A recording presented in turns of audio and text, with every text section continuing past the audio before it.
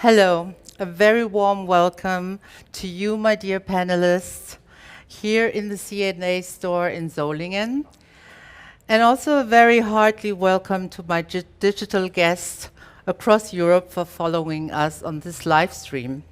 Today is the 1st of October, so we just entered a very important month. It's the official Global Breast Cancer Awareness Month, and I'm very happy that CNA has invited me to be here to do exactly that, to raise awareness for this very important topic. But I'm not alone. Let me introduce some of our people and myself. My name is Carola Niemann. I'm your host for the next hour, and I've been in fashion for ages. I was a stylist for different fashion magazines, German fashion magazines called Cover Magazine, Allegra Magazine, but I also worked for German television for the show called Curvy Supermodel.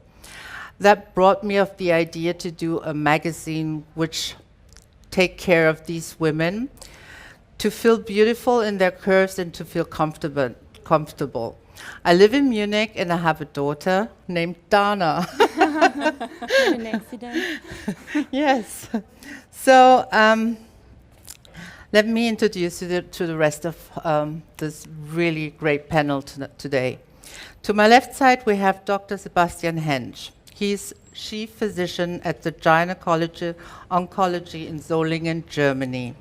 He studied medicine in Leipzig, did an internship in Tanzania and USA. Dr. Hensch brings with him more than 2 decades of experience in the field of gynecology. Since 2013, he's currently in the position of the chief physician in Solingen Clinic for Gynecology and Oncology. Thank you for being here with us today and bringing in your expertise. Thank you. Next to him, we have Dana Holzer. Dana, what a beautiful name, just like my daughter. Thank you. She got her breast cancer diagnosed 2019. I mean, just recently, last year, at the age of only 33. But she fought successfully, and she was able to resume back to her job as a manager in an aviation aerospace company. In addition, she is one of the top 10 candidates in Baden-Württemberg for the Miss Germany contest 2020. So you see, obviously, nothing can stop this beautiful lady. We're very happy to have you here, and we're looking forward to hear your story. Thanks for the invitation. Thanks. So, I also heartily welcome Alexandra from Kov, diagnosed with triple negative breast cancer in 2017, just a few days after you start nurturing your second child. Alexandra von Koff started her blog, Kick Cancer Chick, where she shares her cancer journey with daily pictures and posts in aim to break taboos about cancer, to motivate and educate, because there are still so many misconceptions concerning breast cancer. After her treatment, she came up with the idea of a podcast together with her friend, Paula Ellerbrook, who is also a cancer survivor. She started the podcast Zwei Frauen, zwei Brüste, which means 2 women, 2 breasts. The podcast where they discuss several things around breast cancer. I mean, it affects so many pieces in your life. So it's about financial, by the diagnosis, sexuality, friendship, everything. Everything. So by doing this, they inspired so many women who are listening regularly. Very welcome. So happy to have you here. Thanks for having me. Then we have Louise Morgan. Hi. Louise is around 26 years old, right? No, 26 years old. She lives in Berlin, and she's obviously crazy about dogs, yoga, books. She describes herself as an impassioned, sensitive, caring person. That's true. And when it was still possible, she loved traveling. She loved it so much that she didn't even have an apartment for 10 months, always on the road like a digital nomad. But 2010, she started blogging long before Instagram was even existent. 2016, she finished her bachelor degree in media and politics. That's right. Wow, while still working as a full-time influencer. And 2018, she found a publishing house where she has published 2 books so far, and I heard the next one is actually coming soon, like in this month, right? Yes, yeah. Congratulations. Thank you. Very nice to have you here. Thanks. So another person who I would really love to welcome, but unfortunately it is Christina Kempkes. She would be another great guest, but she got ill. But I really want to talk about her a little bit because Christina Kempkes is the founder of the Red Ribbon Deutschland. Unfortunately, she cannot be with us today at the panel. We send her our love and the best wishes for her recovery and thank her for all the hard work Mrs. Kempkes and Pink Ribbon Deutschland is doing to raise up awareness for such an important matter. She's not here, but I give her a hand. So, but before we kick off now to our panel talk, I would just like to have an operational comment for our digital guests out there. You have the possibility to hand in some questions to the panel. We'll reserve some time afterwards so we can answer all your questions. You can find a field on your screen down there, and then just write your comments and your question in there. We're going to collect them and talk about it at the end of the panel. And please do so. It would be very nice to hear what you have to say and what question you have to ask. But let's now start the panel with some hard facts figures. I would like to ask Dr. Sebastian Hensch. Can you tell us more about breast cancer statistics in Europe? How big is breast cancer in Europe? Breast cancer worldwide is the most common cancer in women. In Europe, we estimate the yearly number of new cases Yes. of about 500,000. Whoa. Yeah. And due to the vast number of cases, also the rate of women who die from it seems to be quite high. It's like 150,000 per year. Yeah, and it's the percentage is almost the same in Germany. Yeah. The same, so it's a global, but It's a global problem. The incidence, as we call it, how many cases are there? It's all around the globe quite high. The chance to get cured is obviously higher in high-income countries compared to low-income countries. So that's also a big issue if you have like a good country where the income is very good. It's just by chance where you are born and where you live, how you survive it. Yeah.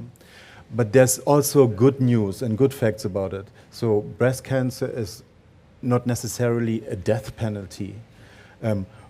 Most of the patients by far survive breast cancer. In oncology, we call her a survivor if she lives or he lives after 5 or 10 years. In breast cancer, we had to learn that it takes 10 years to tell somebody, okay, this is almost through. Yeah. And it's estimated that around 80%, very roughly 80%, survive breast cancer. Okay. Yeah. But is there like a connection to how fast you find out that you have the breast cancer? I mean, that seems to be the main issue and the crucial point. If you detect breast cancer early, then the chance to heal it, to cure it, is the highest. it's the highest. How many times do you have to do a self-examination? Yeah, self-examination seems to be one of the most important things you can do. You should do it once a month. Wow. Yeah. Not only because breast cancer can grow that fast, but also to get an awareness of your body, how your breast feels, how your body feels, and get more self-confidence in your body, and also more self-confidence in your abilities of examination, of self-examination. And how many times do you have to go to a screening or to a testing? It's said to go once a year to the gynecologist. Yes. At least in Germany, it's the gynecologist who does it. It differs from country to country. In some countries, it's the surgeons, breast surgeons. Yes. But see your family doctor or your gynecologist, and he takes care of it. Once a year is said to be enough. Recommended, yes. But twice a year would be better. Not necessarily. The more you do an examination, the higher is the chance to feel something. And it's also known from scientific tests that all these measurements, all these examinations, let it be self-examination or mammography or sonography, they have a percentage of, we call it false positive tests, and that leads to a lot of disturbance for the woman. Is this breast cancer or not? And that's why the recommendation of once a year is somewhere in the middle where it should be okay. Okay. How's about you, Louise? I think this, I didn't know that. I mean, I'm not doing it on a regular basis. Do you? So I do see my gynecologist twice a year, actually. So while I was traveling and always being on the road, I never managed to see doctors on a regular basis. Yes. And after a while, I realized how bad it is and how privileged we are living here in Europe and being able to see doctors for general checkups. So as soon as I moved to Berlin, I was looking for a good doctor, and now I see her twice a year. Do you do your self-examination? That's actually a topic. We were talking about it just before the panel because I have to learn so much more about that topic. So I do it sometimes, but I don't have like a routine or something. So actually currently it's my boyfriend who's very caring about it. And sometimes he's like, oh, here's some changes. You should go and like check it yourself. Okay. Yeah. Well, CNA has recognized this importance because not everybody is doing this regular, and wants to help women to do this breast cancer self-examination, to think about it. That's why CNA has invented a memory bra project. In CNA stores across Europe, you can find in the lingerie department a QR code. It looks like this one here. So what do? You just take your smartphone and you scan it. And the calendar entries would generate automatically, which reminds you of the monthly self-examination and the semi-annual breast cancer screening for over a year. It's just really easy. So there's no more excuses about forgetting to do self-examination. I think it's something really good for me because I'm just like, yeah. So if I have somebody who reminds me, automatically, I don't have to do nothing anymore. Just beep, here you are. Then you think about it. There's really no more excuse. Alexandra, your breast cancer was detected 2017. What happened when you got the diagnosis? Well, a lot of people, they always say the world just stopped moving. Yes. And in a way, yes, it did. I was like a little hamster in a wheel, and it just stopped for a minute. And then I went into, okay, what to do now? Yes, but I mean, the shock, you just stop for a minute, and then you have to think about how to what do you do next? The thing is my kids were 1 and 2. Oh. I had to organize somebody to look after my kids. In the beginning, when you get the diagnosis, they tell you, okay, now you go for the mammogram, you go for the MRI, you go through the CT, you see the doctor for the operations, you see your oncologist. You're so busy. Yes. You don't even have that much time. You don't have that much time. But Yeah. you started you right away started your blog. Pretty much. I think it was like 3 weeks afterwards. Yes. So once it got a bit quieter, Yes. I felt that it's good to write about it. Yes. Not only because I felt that I'm an open person. I Yeah. talk a lot. So obviously I spoke a lot. Very good for us. You might have noticed. Yeah. So I spoke a lot about my diagnosis. Yes. I told everybody. And this is when I figured that a lot of people have an issue with Yes. cancer. They can't pronounce the word. They're Yes. so scared. And I felt that it's not only good for me to write about it, Yes. but maybe I can do something for the other people as well. Well, If you it's- did it very, yeah. very successfully. How is it with the job-wise? Could you, start working? I mean, did you have to quit work? I was supposed to go after maternity leave 10 days later. I Yes. was supposed to return to work, and obviously I couldn't. I think my boss was one of the first people to find out about my diagnosis, because he called me and said, Alex, we have a meeting next week. Maybe you could come already back for this meeting and join us. And I'm like, well, I don't know. I just got my breast cancer diagnosis. Oh I my have God. to check. Yeah, he's like, yeah, call me back when you know more. Maybe you can do what did he call it? A working chemo. I'm like, yeah, well, we'll see. I didn't. Not bad from him, right? But for me, you're such a strong, positive person. Where did you get the strength from? I've always been, everybody probably says that, but I've always been a positive person. Okay. And at this point of my life, I was really, really exhausted. There were a lot of things happening, and for me, this was a little bit like a wake-up call. And I thought, well, okay, let's reflect. What's happening in my life? What's happening in my job, with my kids? What am I doing? Am I looking after myself? Yes. And I try to focus on myself, on healing. Well, not that I could influence it, but at least I could tick off my chemos and everything. And I like little things as well. Okay. Sometimes it's like, even if in the worst situation, there's always something. Something is always positive. Something's always positive. Very nice said. Dana, your cancer diagnosis came also as a very, very early age for you, right? Right. You're still young, you have so many things going on in your life. You're a project manager in an aviation aerospace company. You're also a fashion model. Did the disease change the way you reflect on the industry, on beauty standards, on fashion in general? Yes, of course, it changed everything. My inner changed. The way I think about beauty changed. I mean, during the treatment, I had no hair, and you can imagine for a woman, it's of course a shock at the beginning. But yeah, I had a lot of time to reflect, and then I thought, okay, Dana, you are much more than this disease, and you are much more than your body, and yes. So you're sitting there, you're losing your hair, and you look at yourself, and you can still feel pretty, right? Yes, that's what I That's learned. what you're saying. Yeah. You learned that it doesn't. Beauty is not just long hair No, or it's just, whatever. It's beauty comes from your inner. That's what I Yes. learned.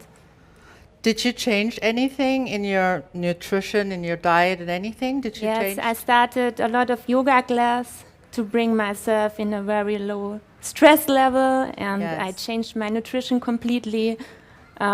Yes, I deleted sugar and carbs as much as I can, and I'm into organic products. Yeah, everything changed, but I also would say, like Alexandra, it changed also in a good way and in a positive way.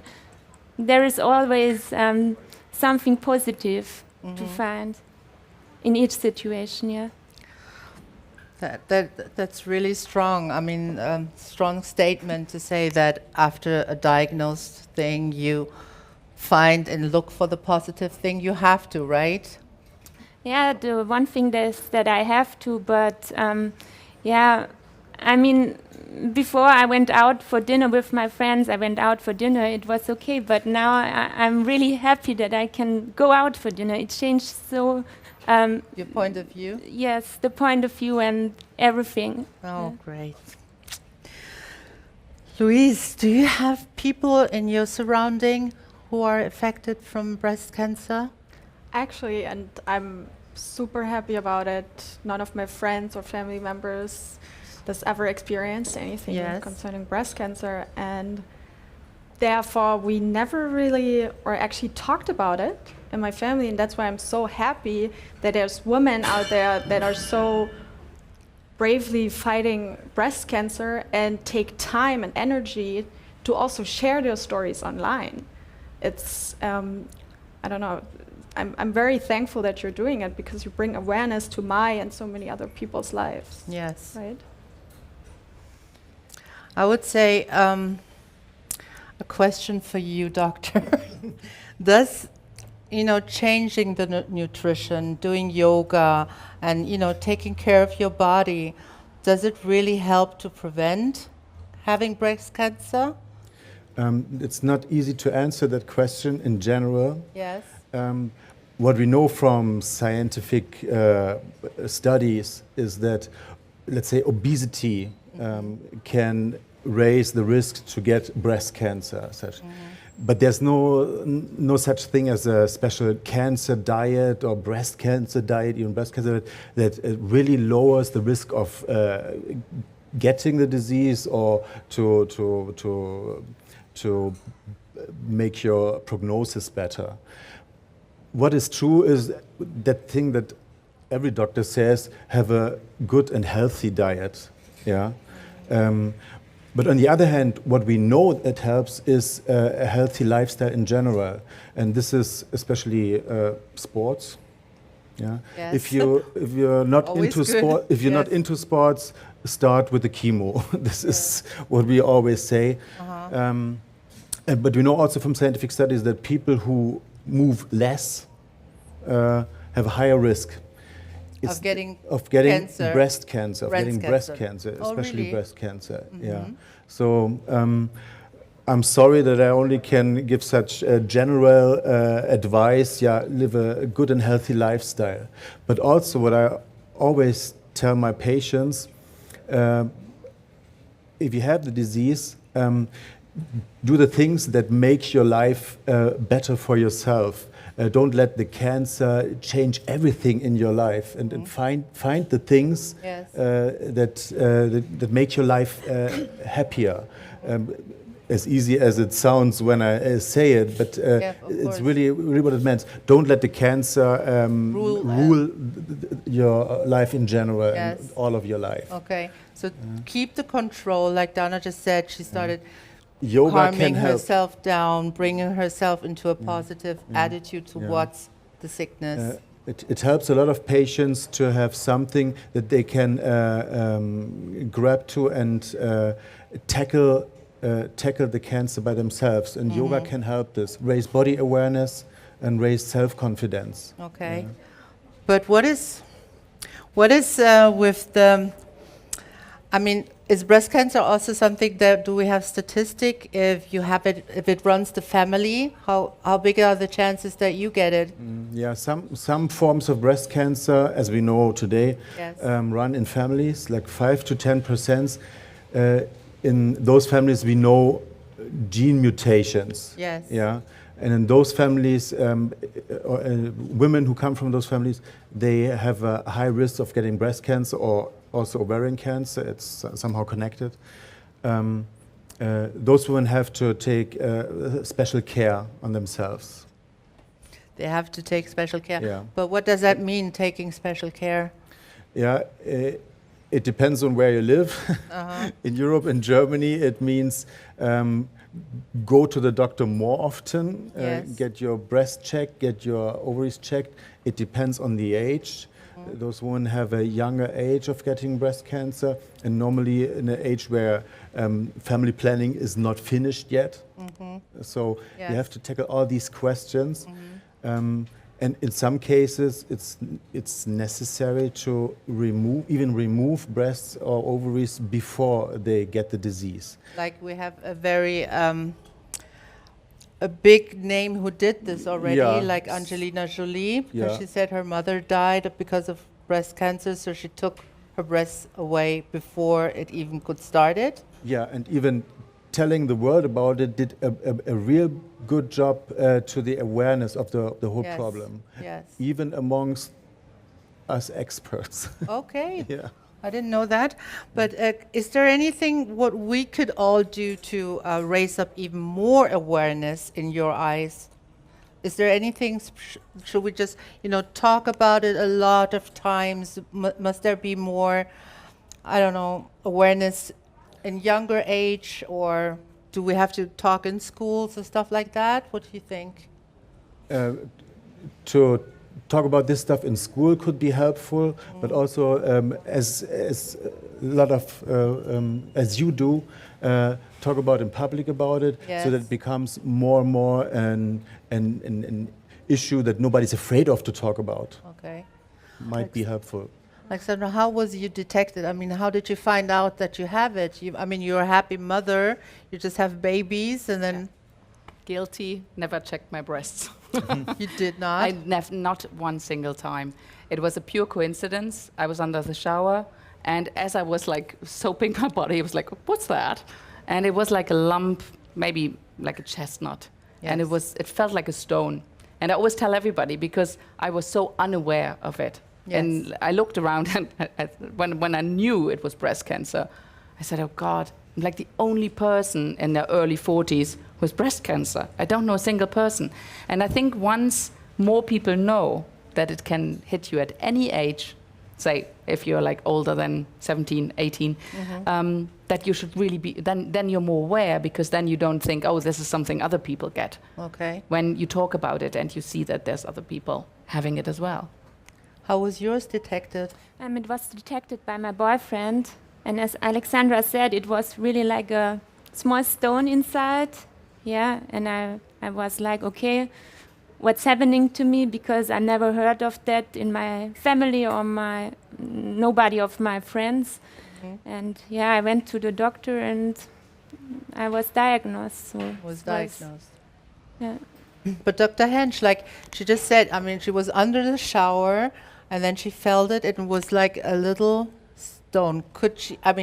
Is there something she could do before even, No, not really. No. I was at the checkup just a few months earlier. You was? It was within days. This thing grew. So it was really quick. Yeah, because I asked my gynecologist. I said, Yes. well, was I maybe not aware? I didn't check my breasts. Yeah. But still, it was so big that I thought, how could I have missed this? Could this have grown within days? And she Yes. said, yes. It could. So would you? This might be true, and also, as we know from Corona now, tests and self-examination is kind of a test. Can be fast positive, can be fast negative, and it's the same with the breast cancer self-test. Yes. Even if the doctor examines you, the breast examination the doctor does is not better than the self-examination you can do. All these early detection means of breast cancer are quite well scientifically examined, and we know a single test is not as good as everything together. Go see the doctor, do the self-test, Yes. and then even in later ages, from the age of 50, mammogram might be something that is helpful. Excuse me when I'm like not as clear as I would like to be, but all these tests, it's the difference they make is not, unfortunately, not as big as we wish them to be. Okay. But this is the only thing we have, and in some cases it can be helpful, and those cases who detect breast cancer early, they really, for them it's really, they don't care about how many cases were false positive, false negative. In those single cases, it was an advantage, and that's why it's so important. It's very, very important, guys. It's very important. What I also would like to know, because you guys, you can tell us at the first hand, is if you have a friend diagnosed, how can you help that person to get through that? I think it's very individual. And I think this is like, whenever you say, oh, how can one, you always have to see the person, because everybody's different. Only because I go out and I talk openly about my diagnosis doesn't mean that somebody else is comfortable doing this. Yes. And therefore, I think it is from case to case, you have to look. But I think what I always appreciated was if people just called me, because because Check there's a on you. taboo, people are very insecure, and they're like, Yes. well, shall we talk about it or not? Is she open about it or not? So I went out and I told everybody I'm open, approach me. But even if I wouldn't have done that, I think there's nothing wrong with sending a message, sending a card. There's a Talking campaign, it's about called it. Don't Send Her Flowers, but but something like that would be Something nice. like Just that to is know that, you know, people are there and they care about you. They care about you. How do you feel about this topic? Yeah, I think you can encourage people by telling your story, by going out, by making it public. And you can also encourage them by, yes, seeing that there is a life after, and it's not a worse one, it's a good one. And you can reach positive things afterwards as well. And yeah. Yeah. So the best thing is just to go out and talk about it, because a lot of people are, as I said, afraid about the word in cancer, right? So you have a girlfriend diagnosed, and then you feel like, oh my God, what can I do? Shall I call her, or is it too much for her? Shall I leave her alone? Does she want to talk and stuff like that? So you guys recommend just go for it, talk to her. But if the person say, I don't want to, fine. I think it is what I really liked is when a lot of people approach you and they say, well, tell me if you need any help. Yes. And I like it if people came up with concrete offers. Yes. For example, if they said, oh, we organized a play date for your kids, you have chemo today. Is that okay? We pick them up from kindergarten and you can relax. And I'm like, yes, thank you. That's really nice. Yeah, very Something good. like that, you know, or just bring a basket with like food or, you know, a book, something like that makes them feel happy. Yeah. Louise, you do a lot of positive things in your blog. Why do you approach people to be, you know, living a healthy lifestyle? Why do you do so? So my personal lifestyle is very healthy, I guess. So I work out a lot. I do a lot of yoga too. Absolutely love it. I follow a vegan diet and I try to get as much sleep as possible, stuff like that. And I like to motivate people to do the same and to motivate people to feel comfortable with themselves, especially women. So I don't know, I want people and young women to be aware of everything, like politics, health, what is going on in life. And as I mentioned earlier, we are so privileged to live in Europe and that we are healthy. And we shouldn't just gamble that away. We should take care and accept our bodies and care for our bodies. So I really want to talk about the self-examination and the palpation of the breast more. So maybe we can talk about it, or maybe you could show me later a little bit more. So we can talk about that online. And I'm really happy to do that, and I really want to do that because I've never done it before, actually. That's what I just wanted to say. So is there anything today you heard already where you say, wow, I didn't even know that, and I want to know more about it? I think that I actually want to know more about their stories, the ladies' stories, and maybe we can talk on my channel about it. I have so many people following me. I think they would really be inspired. To bring more awareness, right, outside to your followers. Definitely. And to talk about it again and again and again, because it is Breast Cancer Awareness Month, and that's awesome. That's perfect. But especially Instagram and social media in general is so fast. Like there's so many toppings popping up every day. So I think we should talk about it even more. Perfect. It doesn't stop. At Yeah. the end of October. Exactly. No, Yeah. it doesn't stop at the end of October. It's a topic which we really have to take care in the long run and every day. But you are full of new plans and new things going on into your life. You just told me recently, right? You're going to be on television tonight? Yes. We have our podcast was filmed for 2 episodes, and tonight on 6 we have 2 podcasts. Zwei Frauen, zwei Brüste. Yeah. On 6, and then afterwards we have a special with Yes for Cancer, which is an organization I work with to raise awareness. And we had a big show last weekend, the Yes Con, to break the taboo, to raise awareness, and one of the panels will be streamed right after my podcast. Great, congratulations. Thank So you. many things going on with my people. And also you, what is your dream for the next years? I mean, no, it's always good to know, now you're doing this content with... maybe to become Miss Germany, of course. yes. Yeah. And then And you're then going to be in no, the fashion business? You want to work more? No, in the I mean, fashion I business? applied. On the one hand, I wanted to encourage women, yes, maybe to show that there can also be a woman with short hair being Miss Germany. Yes. And of course, on the other hand, I also wanted to show, hey, it was pretty worse this time, but there's a way through it, and you can go out of it very strong, very positive, and there may very nice things happen afterwards. So. Very good. One of my friends had breast cancer, and she told me it was crazy because the first thing she thought when she got the diagnosis is what you just said, oh my God, I'm going to lose my hair.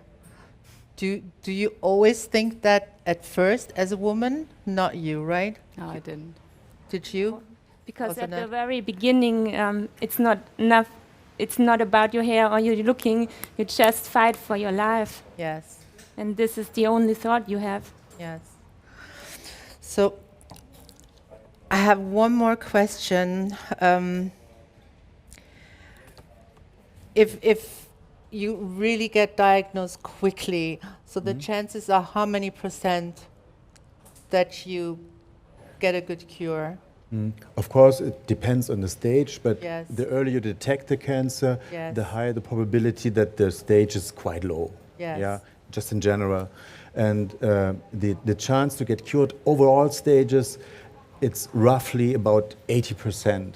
So taking this, having taken this all together, breast cancer is, let's say, one of the cancers that we have the most experience with.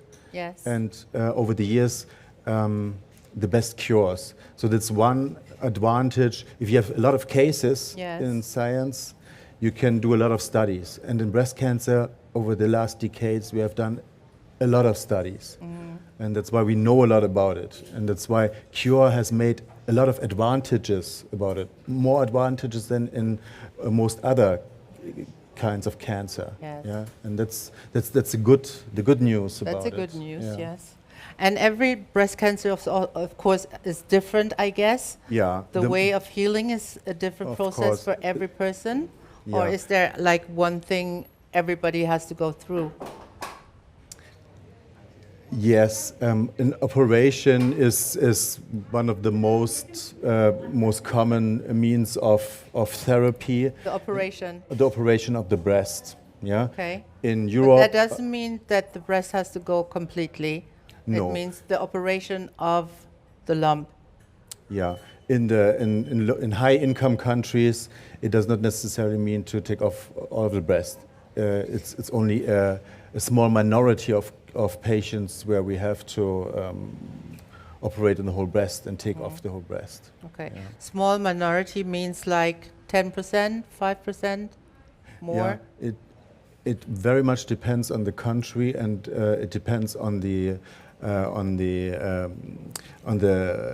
health system you're in. Okay. In Germany, we have quite high standards, and all the therapy is pretty much standardized, so it does not really count where you get your treatment. Is it in Solingen? Is it in Berlin? Or is it in Dresden? Yeah. We have almost the same standards everywhere, yeah, but it varies from country to country. We here in Solingen, we have some patients from Russia, and I have to tell the standards are not comparable, good, okay. unfortunately. And also I'm part of an international tumor board, so where experts meet online and discuss cases from a hospital in Cameroon. So to put it like this, the other end of the world. Yes. And you really cannot compare it. Okay. Of course not. Yeah. But how long does it take to get through the whole process? Is there like something you could say, well, 1 or 2 years, or is it on patient to patient different? Of course, it's different if it's enough just to do the operation, Yes. and maybe then the biggest part of the therapy could be over. Yes. Some patients need to have an hormone therapy afterwards. That means you have to take a pill once a day for 5 to 10 years. But it does not change so much in your daily routine. Yes. Yeah, we don't talk too much about side effects, but yeah, it's okay. Huh? And patients who have to have chemotherapy, Yes. you have more experience than I, but it takes like 9 months. But recovering from it takes another year probably. It very much depends on your age and also on the way you can go into this therapy and your self-confidence in it. Yeah. It plays a big role. Okay. Yeah. How's with the recovery with you? Do you feel completely recovered? No. No? In a way, I think you take it with you for probably the rest of your life, because we are a very big cancer community, and despite the fact that the chances are very high that you recover, we have we lost a lot of our girls, and some of them at a very young age.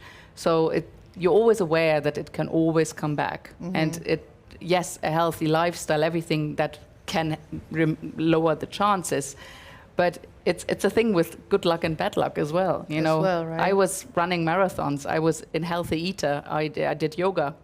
I still got it. You know, so it's nothing really can protect you, and this is why I think it's for the rest of your life. You have it in the back of your head. It speaks a little bit quieter after a while. Yeah. But the thoughts are always there when you have a headache. You're thinking, oh no, it's okay. It's the next day. It's away. But I think you just have to figure how to live with that. And Yes. I think this is part of the raising the awareness as well, that everybody knows there's no, okay, you are free of cancer. This Yes. is it, you know. It's always there. So it's always going to be like a little friend beside you, Little chip which is your- on your shoulder and reminds you of taking care and Yeah. thing. Is there anything you would tell? Well, you just said you had a healthy, or you still have a healthy lifestyle. You did a lot of sports. I mean, you ran marathon. You happy marriage with 2 kids. Is there anything you think of yourself I could have done different? No, right? Beforehand, Yes, not to get the cancer. yes. No. No. I wouldn't even start thinking this Yes. way, because then I was just like, well, I just was unlucky. You were just Full stop. Full You know, stop. because if you start thinking about it, Yes. it could have been like a pizza I had in 2007, and or I could have the cigarette I smoked somewhere. You know, there's so Yes. many things, and It's it doesn't just- it doesn't help. You know, Yes. it's there now, Yes. and now I look forward and say, okay, what's the next step? I think it really shows a lot of your personality, because even calling the first block kick cancer chick shows what you think about Well, I that think disease. Maybe I try to mean, motivate myself a little bit as well. Yeah, but with the that's name. good. You have Yeah. to. You have to. Yes. Well, I would really want to talk forever, but I would also like to know if anybody out there have any questions for us. So let me check here. I hope you like what you hear so far and you have a lot of questions for us. Oh, that's an interesting question. Alex, Dana, wait, the lights off. What would you recommend a woman who just got diagnosed, and how could she deal with it? What do you think? Baby steps. Baby steps? Yeah, I think it's take it one step at a time, because if you look at the whole journey, you will never know what the outcome is. But if you see it in little steps, then the way is not that long ahead of you when they tell you, well, for the next 9 months, 12 months, you will be busy with treatment. And if you just take it on a day-by-day basis, for me, that made it easier. That And made it again, easier. everybody's different. It might Of course. just not only have helped What do me. you say, Dana? What would Yeah, you? I would say for the very beginning, make yourself a priority. This Yes. was also hard to learn for myself. Say no to things, do happy things, surround yourself with people you are happy with. And yeah, for the first step, I would say this is my recommendation to all the Yeah. women. Well, that's a very good one. Very Yeah. good point. Thank you. There's also a question for you, Doctor. Do you always we just talked about it a little bit, but do you always have to go under a chemotherapy, or is there any alternatives? If we recommend chemotherapy, Yes. I mean, there's always alternatives to something, but the question is the alternative as helpful as the chemotherapy? And in most cases, when chemotherapy is recommended by doctors, you can be sure that the alternative is not as good as chemotherapy. Good in when it comes to the chance to get healed, compared to the rate of side effects and Yes. to the costs of to your body and to your mind. Yeah. Not all patients have to have chemotherapy, but if doctors recommend chemotherapy, you can be sure that the alternatives no are not as good as. Okay. Another question we have here. I found lumps. What is the next step I have to do? If you find a lump, what do you do? Go and see your doctor. Quickly as possible. Yes, on one hand quickly, but also I'm not sure if this is possible in the situation, but it's really not a question of days or even 1 or 2 weeks.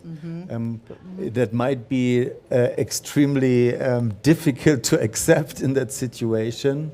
But on the other hand, you always have the time to bring somebody with you who goes together with you to the doctor, hears what he says or she says. And also you can have second opinions on everything. Yeah, the time is there. And if you see a doctor and he tells you different, it's not true. You have the time to have a second opinion always. And you recommend that, right? Not necessarily. For a lot of patients, it's enough, and they have enough trust in the doctor they see. Yeah, and it really depends on you. And for some patients, for some women, it's quite important to hear the same story from somebody else, or even get another view on it from somebody else. Yeah. May I say something? Yeah. I think there's, especially with young women, Yes. it's quite often that when they go with a lump to the doctor, they're being sent away. And They do. doctors say, oh, you're too young for breast cancer. It's probably just a cyst. Please go home, come back in 6 months. And this is something where I would like to talk to all the young women to say, when you go to the doctor and you're not being examined properly, please insist, no matter how old you are, to be checked out properly. Because we had too many cases where, not all of them, there's a lot of wonderful doctors, but there's always a black sheep everywhere, isn't it? Yeah. And since this can happen, Yes. just go out there and insist to be checked properly, because you can't feel the difference if you have a lump, if it's a cancer, or if it's just a cyst, you know. Okay. Perfect. I think there's one more question. Let me see. Oh, yes, there's one more question for you, doctor. How dangerous is it to go to the mammography a lot of times? Does it destroy anything if you do it like a lot of times? No, not really. It's not dangerous in the sense People of say something sometimes, is to be destroyed. Yeah. Of course, it's radiation. Yeah, Yes. it's like X-ray, Yes. and we know X-ray has effects on cells, but the advantage is much higher than the small side effects. But it's quite painful. Oh, yeah. Just to be sure. And what we call a danger is that, as I told before, all these tests, and mammography is a test, can have false positive results. And in a small amount of cases, you detect something that's not really breast cancer. And women who do the screening, who get tested positive, at least until it's proven or not, it's a threat to your mood. You're very worried about it. And this is what is called a danger. But The danger. but nothing It's life-threatening dangerous. or something. Okay. No, not really. Another question. Starting at what age should women check their breasts? What would you recommend? I would recommend to start as early as you can be aware of it. That's why we have influencers here. I mean, 50-year-old women are not so much into Instagram, not Yes. yet. Yeah. Yeah. But you have the chance to see the doctor once a year in Germany. I'm talking about Germany. Yes. At the age of 30. Yeah. And at the age of 50, the screening program starts in Germany with mammogram every second year. Okay. Well, that's good answer. Question to you guys: how do you do a self-examination? How does it work? Is there anything? Well, the thing is, what I always say is like, there's a campaign, it's called Feel It on the First. Yes. And I always tell the people, you know, if it's the first of the month, go and check your breasts. But I think the doctor would probably say it's the best is 7 days after you start your period, because then your breast, there's not so much happening. Yeah. And basically, the important thing is you start at here at your collarbones. You start like here. Yeah, and basically you just kind of like take 3 fingers and you just rub. You rub. And you go all the way. You check the breasts and Do you have to like lift to the lymph arms nodes. Yeah, or? yeah, you lift your arms. Maybe you lie down on the bed. Maybe, you know, while you also have to look in the mirror and say, Do you use like 2 hands to do that, or you just? As you want, As you know, you want. the way you can feel it. It's just to make sure that is there something, and you make sure that you cover the whole area, because this is where it can be.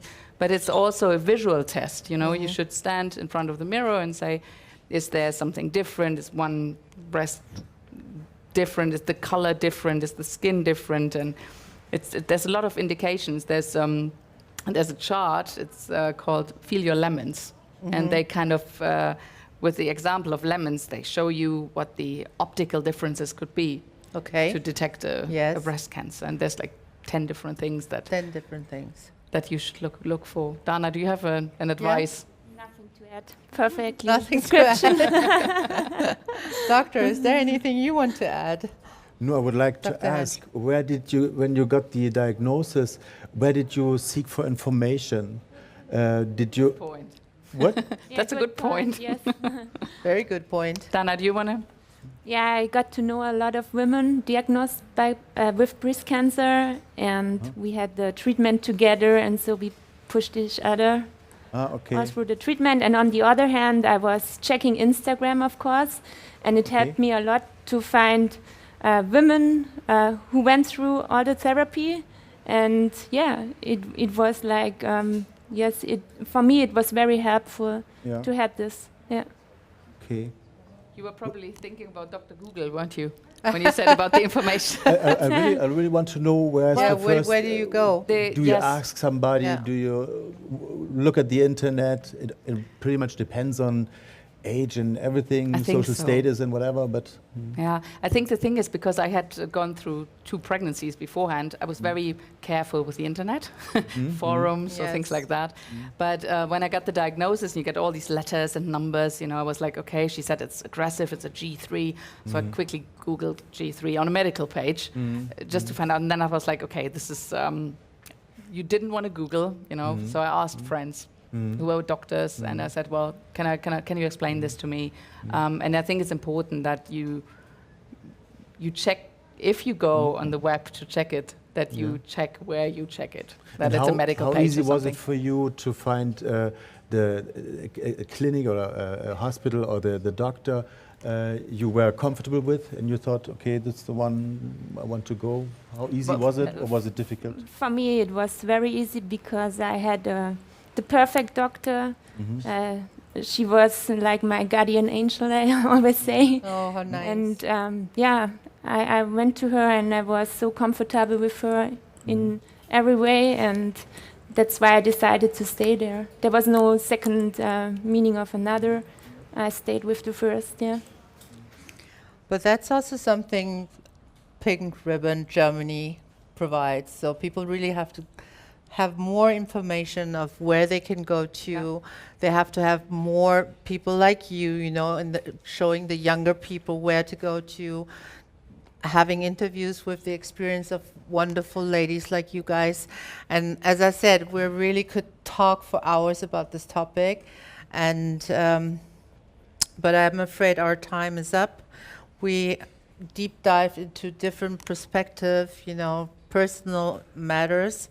Thank you, dear guests. in Europe, for taking your time to watch us, and also for asking your questions. I hope you had an interesting insights of what we had to share today. And I must say, I'm very deeply impressed about you guys' mental strength in positive way. I really think that's gorgeous the way you're here and that you share such a personal, important part of your life with us. And also thank CNA that we could be here in CNA in Solingen and that we could talk about this awareness of breast cancer prevention. Thank you so much for your expertise, Doctor. Welcome. It was really good to have you here. It was my pleasure. Yes, it was really good for us as well. So anyway, I wanted to say, you guys, all of us, of course, as well, but you guys too, take good care of yourself and don't forget to check yourself regularly and let the reminder bra helps you with it, okay? Bye, everybody. Thank you so much. Bye. Bye. Bye.